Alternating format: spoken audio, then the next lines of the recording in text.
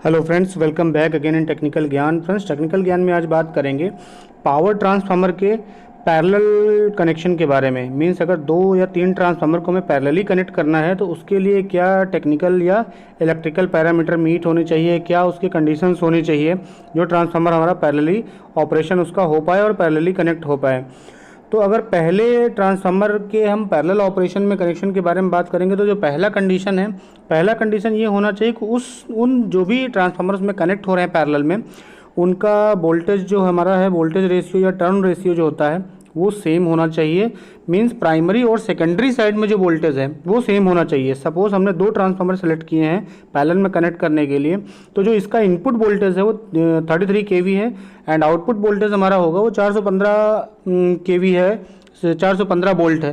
तो अगर हम एक साइड से 33,000 वोल्टेज दे रहे हैं, अपोजिट साइड से जो हमारा आउटपुट सेकेंडरी में निकल रहा है 415 वोल्ट निकल रहा है, तो सेम ट्रांसफार्मर जो भी जैसा कि पिक्चर में दिख रहा है, सेम जो ट्रांसफार्मर उसका भी जो इनपुट वोल्टेज और आउटपुट वोल्टेज सेम होना चाहिए।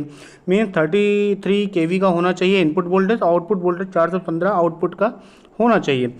दूसरा जो कंडीशन होती है पैरेलल कनेक्शन के लिए वो होता है KVA रेटिंग सेम होनी चाहिए ट्रांसफार्मर की। मीन्स अगर एक ट्रांसफार्मर हमारा 2000 kVA का है सपोज, तो सेकंड जो ट्रांसफार्मर कनेक्ट होगा वो भी 2000 kVA का ही होगा। इसके अलावा ऐसा नहीं होगा कि वो 2500 kVA या 3000 kVA का हो जाएगा। तो KVA रेटिंग भी ट्रांसफार्मर की सेम होनी चाहिए। ये तो सेकंड हमारी कंडीशन हो गई। थर्ड कंडीशन की अगर बात करते हैं तो पोलैरिटी सेम होनी चाहिए। पूरे पैरेलल ऑपरेशन कनेक्शन में सबसे ज़्यादा इंपॉर्टेंट अगर कोई टॉपिक है तो पोलैरिटी का है, कि जब भी हम ट्रांसफार्मर को पैरेलली कनेक्ट करते हैं अगर उसकी पोलैरिटी सेम नहीं होगी तो प्रॉब्लम क्या आएंगे वो प्रैक्टिकली समझने की कोशिश करते हैं।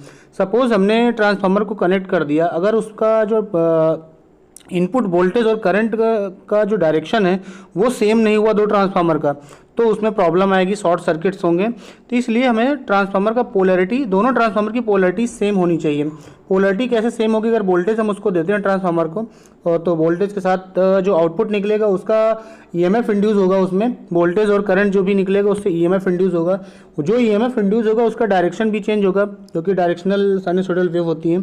तो जो डायरेक्शन इंस्टेंटेनियस जो EMF इंड्यूस होगा और डायरेक्शन चेंज होगा, उसमें EMF इंड्यूस होगा तो उसका भी डायरेक्शन चेंज होगा। तो इस केस में क्या होगा, दोनों ट्रांसफार्मरों का जो डायरेक्शन है वो चेंज होता रहेगा सेम डायरेक्शन में। जब तक नहीं चेंज होगा तब तक प्रॉब्लम्स आएंगी हमारे ट्रांसफार्मर में। नेक्स्ट है हमारा परसेंटेज ऑफ इम्पीडेंस।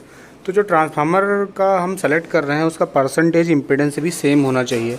सपोज़ कोई ट्रांसफार्मर हमारा 5.4 का परसेंटेज इम्पीडेंस है, किसी का 4.5 का परसेंटेज इम्पीडेंस है, तो इन केस अगर दोनों ट्रांसफार्मर का इम्पीडेंस मैच नहीं कर रहा है तो भी हमारा पैरेलल कनेक्शन नहीं हो सकते ट्रांसफार्मर का।